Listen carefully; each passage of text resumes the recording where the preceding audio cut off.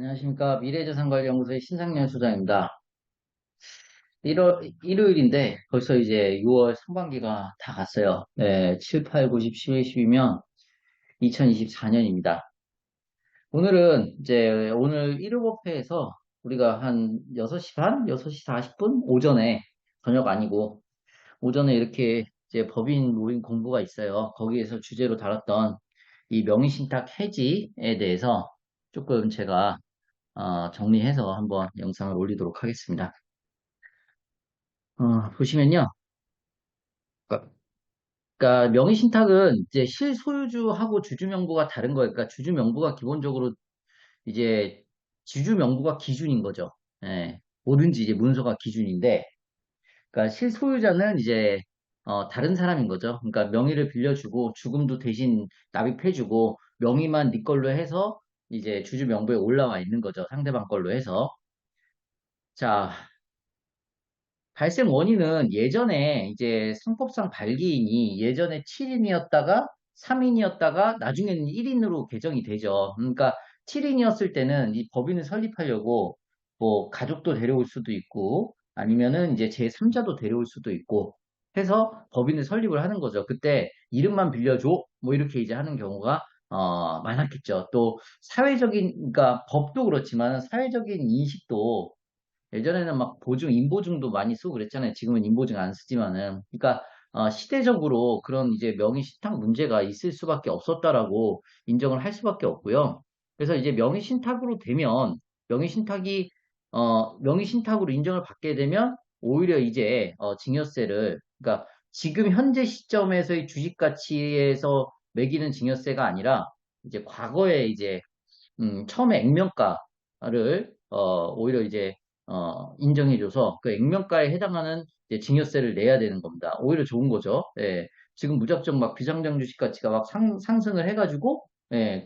그거에 따른 이제 양도나 증여에 대한 세금을 무는 것보다 과거에 뭐 5천 원짜리 액면가 뭐 예전에 뭐 500원짜리도 있고 그랬으니까 네. 그거에 대해서 증여세를 낸다라 그러면 실제로 많이 내는 건 아닙니다.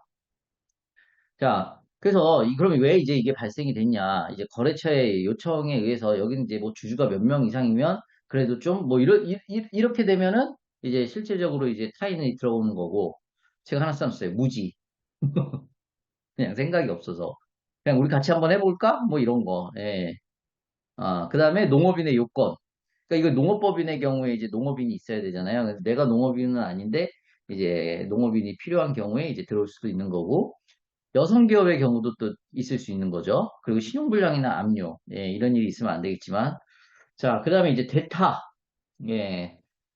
뭐, 야구에서는 주로 대타가 홈런을 치는 경우가 많죠. 예. 그러나, 현실적으로 이 대타가 제대로 된 역할을 하는 경우는 없어요. 우리 이제 법인이나 이제 우리 실제 비즈니스에서는. 그죠? 예. 대타가 항상 문제를 일으켜요. 예. 야구에서는 그렇지 않죠. 예. 찬스에 강하고 뭐 이럴 수 있지만, 현실은 그렇지 않습니다. 이 과점주주를 회피하기 위해서, 그러니까 50% 이상이 넘어가면 과점주주고요. 그럼 2차 납세 의무하고 간주취득세를 내야 됩니다. 2차 납세 의무는 원래 법인은 법인격체이기 때문에 법인이 망하면 법인이 망한 거예요. 나랑은 상관이 없어요. 개인의 부동산은. 예를 들면은. 근데 이 50%가 넘어가면 뭐 세금 체납이나 이런 것들에 있어서 개인도 책임을 져야 된다는 거죠. 그래서 50%가 넘어가는 주주는 책임을 져야 되는 겁니다. 그래서 이 제2차 납세 의무나 간주취득세 예를 들면은 이제 간주취득세가 50%를 초과하게 된다라는 경우에 이제 소유 부동산 등에 대한 취득세를 또 누가 내야 되는 거냐면 이제 주주가 가점주주가 내야 되는 거죠. 그래서 이런 것들. 자, 그래서 이런 것들 2차 납세 의무와 간주취득세를 피하기 위해서 조세 회피의 의도가 있어서 있으면 안 되지만 예. 명의신탁하는 경우도 있고 여러 가지 이제 세무상 이슈도 있을 수가 있다. 그래서 발생 원인에 대해서 우리가 알아봤고요. 문제점은 이제 주식 가치가 막 상승하게 되면 이제 뭐 다시 그거를 갖고 오려고 했을 때 그죠? 그러면은 어떻게 돼야 돼요? 지금 높아져 있는 주식 가치에 대해서 증여나 양도소득세를 매겨야 되잖아요. 맞죠? 그런 것들. 그다음에 이제 주식 가치가 상승하다 보면은 명의 신탁만 했는데 예를 들면은 이제 그 차명 주주가 나는 이제 왜? 나도 그때 내가 이름 빌려준 것도 나도 리스크를 감당하면서 한 거야. 그러니까 나도 주주로서의 권리를 인정해줘. 배상해줘. 막 이렇게 할 수도 있는 거죠. 그냥 가만히 있다가, 예. 그러다 보면 이제 재산권과 경영권 분쟁이 생기는 거고, 소수주주권 행사할 수 있는 거죠. 밑에 한번 내려와 보세요. 이게 3%만 갖고 있어도 회계장부 열람을 청구하거나, 임시주주총회 소집 청구하거나, 업무집행 및 재산상태 조사하기 위해 법원에 감사인 선임 청구 가능하고요. 주주총회 목적사항 제한하는 3%만 있어도 어마어마한 권리를 갖게 됩니다. 그러니까 뭐 이런 권리를 갑자기 내가 행사하겠다. 회사가 좋아지니까. 이런 경우 실제 많아요. 그러니까 뭐 연락도 안 되는 주주가 있었다가 막 회사가 상장한다 그러니까 나타나. 무슨 씨 친부모 찾아요? 저 있잖아요, 그거. 갑자기 막 보상금 나온다 그랬는데 연락도 안 하던 친부모가 갑자기 나타나가지고 나 원래 내 아들이에요. 막 이런 거. 지금 만화 영화 찍는 것도 아니고. 그러니까 이게 문제예요, 문제. 이 명의신탁이. 주주의 급작스러운 사망. 이 주주 이게 그러니까 받은 사람이죠. 예, 빌려준 사람 말고 받은 사람이 사망했다. 그럼 아들들은, 자녀들은, 우리 아버지가 지분 있었네? 우리 아버지 이렇게 지분을 줘서 희생시켰어요? 뭐, 권리를 이제 행사할 거예요. 뭐, 이런 일들이 있을 수 있죠. 그 다음에, 이제 명의를 신탁한 사람이 죽었을 때도 문제가 될 수 있습니다. 그죠? 예.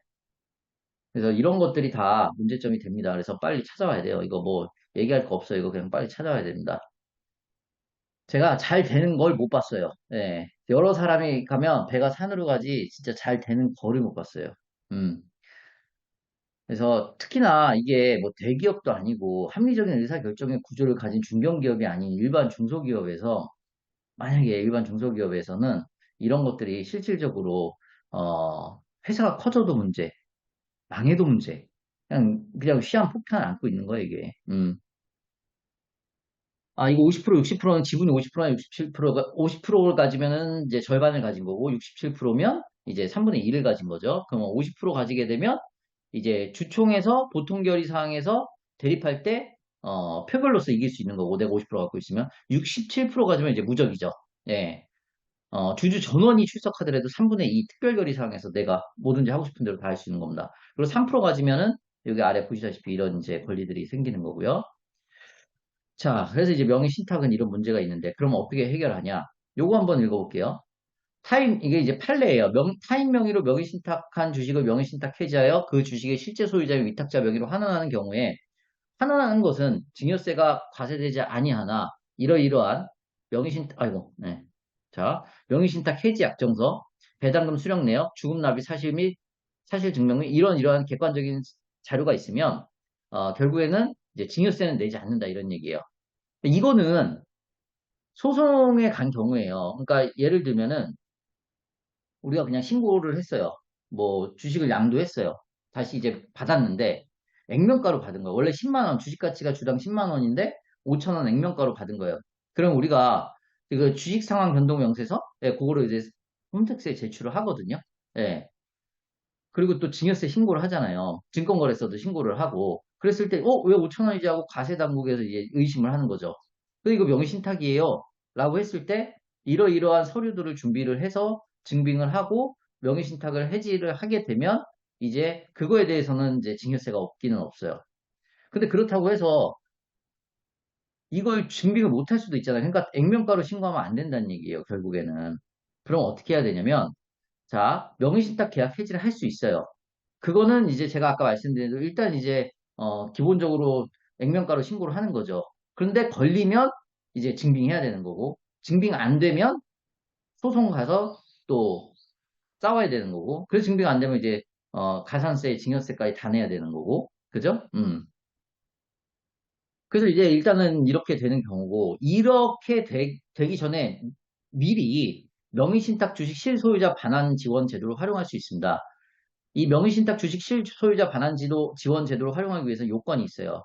뭐 조세특례법상 중소기업이어야 된다든지 주식 가치가 20억 미만이어야 된다든지 뭐 이런 이제 요건이 있어요. 그 요건이 맞으면 그리고 증빙 서류가 있으면 이 명의신탁 주식 실소유자 반환 지원 제도 활용해서 이걸 갖고 올 수 있어요. 근데 갖고 올 때 증여세는 내야 돼요. 증여세는 내는데 어떤 증여세를 내냐면 지금 주식 가치에 의한 증여세가 아니라 액면가의 증여세입니다. 그러니까 훨씬 싸겠죠. 예. 그래서 요거 이용하는 게 제일 좋고 요거 실제로 이용하게 되면 실소유자 확인제도 결과 통지서가 나와서 명확하게 해결이 됩니다. 깔끔하죠. 예. 근데 이제 그러기 위해서는 이제 금융증빙들이 필요하고, 예, 해지 약정서. 그러니까 금융증빙이라는 얘기는 실제로 자본금을 누가 납입했느냐. 그리고 얘는 유령이었다 이거지. 배당도 안 받고, 주총도 안 오고, 얘는 그리고 다른 일 하고 있고, 뭐 이런 것들에 대해서 증빙이 다 가능해야 되는. 내가 내 돈 다 낸 거야. 이렇게 되는 거죠. 그래서 이 명의신탁 주식 실제 소유자 환원 같은 경우에는 이제 간소한 절차예요. 일반적으로 간소한 절차로 이제 빨리빨리 찾아서 오히려 이제 경영권 분쟁이나 이런 필요한 상황이 사회 전체의 악이잖아요. 그래서 그런 것들에 대해서 이제 국가에서 만들어 놓은 겁니다. 15년 지나면 증여세는 없어요. 증여세 과세는 15년 지나면 과세되지 않고, 근데 여기서 만약에 증자를 했다거나 중간에, 그러면 이제 거기서부터 다시 15년이에요. 이게 뭐 공소시효가 이제 늘어나는 거죠. 예, 그렇게 해결하면 됩니다. 그 다음 얘기 보시면, 뭐, 그러면 소송에 의한 명의신탁 해지할 수 있고요. 뭐, 비특수자 간에 뭐, 저가매매할 수 있고, 그 다음에 이런 것들이 다 안 됐을 때는 이제 비상장 주식 가치가 떨어뜨려서 이제 주식 가치 하락 후에 증여할 수 있는 거고, 뭐, 자사주 취득할 수 있는 거고, 사내근로복지기금에서 기금으로 이제 그 빌려준 주식을 넣을 수도 있는 겁니다. 그래서 가장 깔끔한 거는 아까 이제 말씀드렸다시피 요거 활용하는 거고요.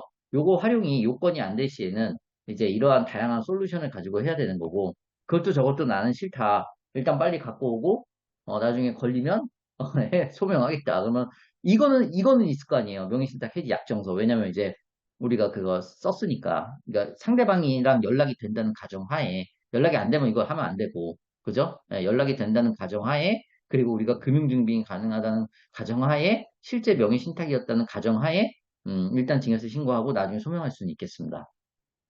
네, 오늘은 명의신탁 해지에 대해서 알아봤고요. 여전히 이제, 이게 이제 예전에 이제 1996년, 7년 이전에는 이제 7명이었고, 고전에 3명, 고전에 이제, 그 다음에 이제 1명이었잖아요. 1명이잖아요. 여전히 그 상법상의 어떤 그런 규정 때문에 그런 것이 아니더라도, 보시면은 이제 이러한 여러 가지, 예, 요건들에 의해서 아직도 이제 명의신탁 문제들이 있습니다. 그래서 이런 것들에 대해서 해결을 빨리빨리 해야 되고요. 변수가 생기면 안 돼요, 기업에. 예, 그렇기 때문에 이런 것들에 대해서 솔루션을 얻고 싶은 기업 대표님들 그리고 기업들은 연락 주세요. 연락 주시고요. 그리고 또 이 법인 컨설팅에 대해서 좀 공부하고 싶으신 어, 분들은 저희 이제 미래자산관리연구소 네, 그 법인 영업 단톡방이 있습니다. 그리고 일요 법회 일요일 오전 7시부터 또 이제 공부를 합니다. 자, 이런 것들에 대해서 더 궁금하시고 공부하시고 싶으신 분들은 제 번호로 연락을 주셔도 되시고요. 그래서 벌써 이제 6월이 다 가면 올 한 해 내가 뭘 했나를 생각을 하셔야 돼. 이제, 그리고 7월부터는 내년에 뭐 할까를 생각을 하셔야 됩니다. 네, 시간이 기다려주질 않아요. 그 시간은 돈으로 살 수도 없고요. 예. 음, 시간이 금인 건 그건 헛소리죠. 예, 금으로 시간 살 수 있었으면 여기 있는 금, 뭐, 있지도 않지만, 구에다가 다 갖다 팔았겠다. 그죠? 못 삽니다. 열심히 하셔야 됩니다. 감사합니다.